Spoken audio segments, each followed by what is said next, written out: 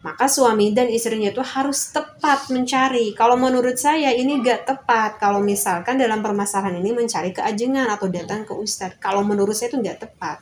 Jadi yang tepatnya harusnya datangnya kemana? Datangnya itu ke dokter yang mengerti akan hormonal gitu. Sehingga nanti diperiksa, oh iya kata dokter, ini karena ada permasalahan ini sehingga hormonalnya ini belum waktunya udah drop, udah turun. Nanti dokter tuh ngasih solusi. Sekarang Bu, hormonal Ibu akan aku tingkatkan, dan untuk menyeimbangkan misalkan hormonal Bapak saya agak turunkan dulu sedikit misalkan.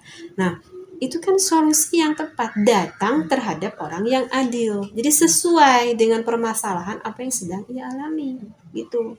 Dan ada satu lagi yang nggak boleh diem di dalam permasalahan itu adalah ketika di dalam rumah tersebut terjadi KDRT.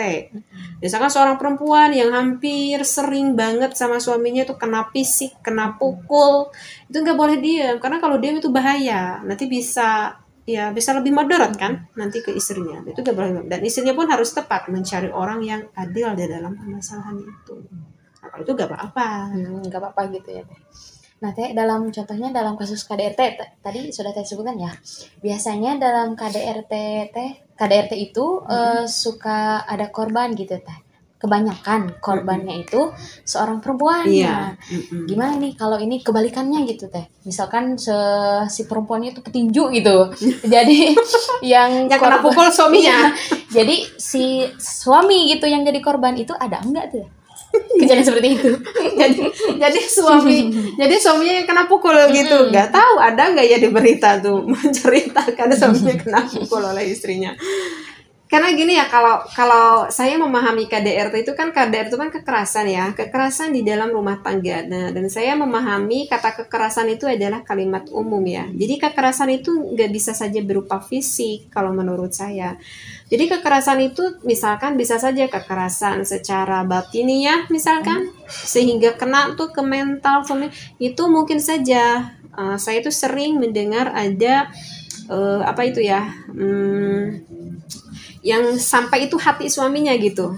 Enggak sih, sampai kena tinju sama suaminya itu jarang. Tapi misalkan contoh gini nih, seorang suami yang dapeti istrinya itu yang lumayan cukup kaya, sehingga setelah menikah suaminya itu disekolahkan misalkan sama istrinya, misalkan menjadi S2 deh gitu. Udah itu suaminya dikasih kerjaan sama istrinya, bahkan sampai suaminya dapat jabatan yang lebih tinggi pun itu adalah dikarenakan jasa istrinya itu, sehingga lebih tinggi. Tetapi disayangkan sekali suaminya itu dapat istri yang kaya tetapi nggak punya, agak jauh lah dari agama gitu ya.